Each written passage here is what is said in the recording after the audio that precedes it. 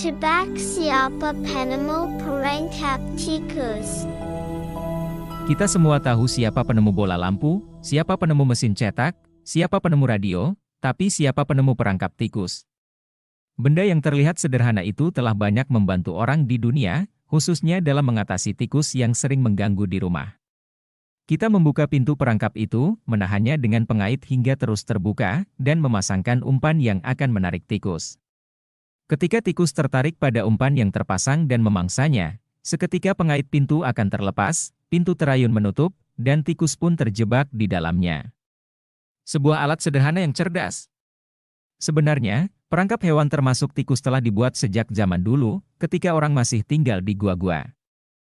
Orang-orang di masa itu memerangkap hewan untuk berbagai kebutuhan, diambil dagingnya untuk makan, diambil kulitnya untuk pakaian, ataupun sebagai pertahanan melawan hewan predator. Dari sana pula bentuk dan desain serta cara kerjanya terus disempurnakan, dan sekarang perangkap tikus yang paling banyak digunakan di dunia adalah perangkap yang menggunakan pegas seperti yang kita kenal, yang mungkin juga ada di rumah kita. Perangkap tikus yang menggunakan pegas adalah hasil evolusi ratusan tahun atas desain dan bentuk perangkap tikus. Hingga kini, perangkap tikus yang menggunakan cara kerja mengandalkan pegas dianggap paling aman untuk memenuhi dua jenis kebutuhan yang berhubungan dengan tikus, untuk riset dan untuk pemberantasan hama. Karena itu pula, perangkap model itu pun menjadi perangkap tikus paling populer di dunia. Perangkap tikus model itu ditemukan oleh John Mast. John Mast adalah warga Lancaster, Pennsylvania.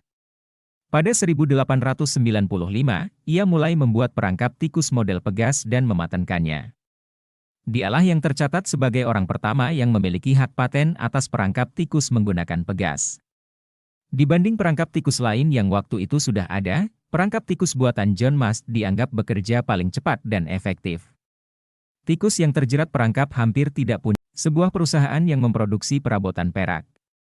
Setelah mendapatkan hak atas temuan Mast, perusahaan itu mendiversifikasi produknya dengan perangkat berbahan baja, termasuk dalam pembuatan perangkap tikus.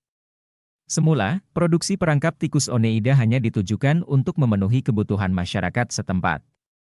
Namun permintaan terus berdatangan dari tempat-tempat lain dan bisnis perangkap tikus pun segera menjadi unit bisnis yang paling banyak memberikan keuntungan. Perusahaan-perusahaan lain kemudian melirik bisnis tersebut dan produsen namun pembuat perangkap tikus makin bertambah. Pada 2000-an, pabrik perangkap tikus Wordstream di Pennsylvania mampu memasarkan 10 juta perangkap tikus per tahun. Pun merangsang banyak orang untuk memodifikasinya dan membuat paten baru. Hingga saat ini, tercatat ada 4.400 paten perangkap tikus di kantor paten Amerika. Tidak semua paten perangkap tikus itu dapat mewujud menjadi alat yang bisa dijual serta menguntungkan. Dari 4.000-an paten yang ada, hanya sekitar 25% yang dapat menghasilkan perangkap tikus layak pakai dan paten perangkap tikus yang dibuat John Mast bisa dijual. Meski begitu, perangkap tikus model pegas buatan John Mast tetap yang paling populer.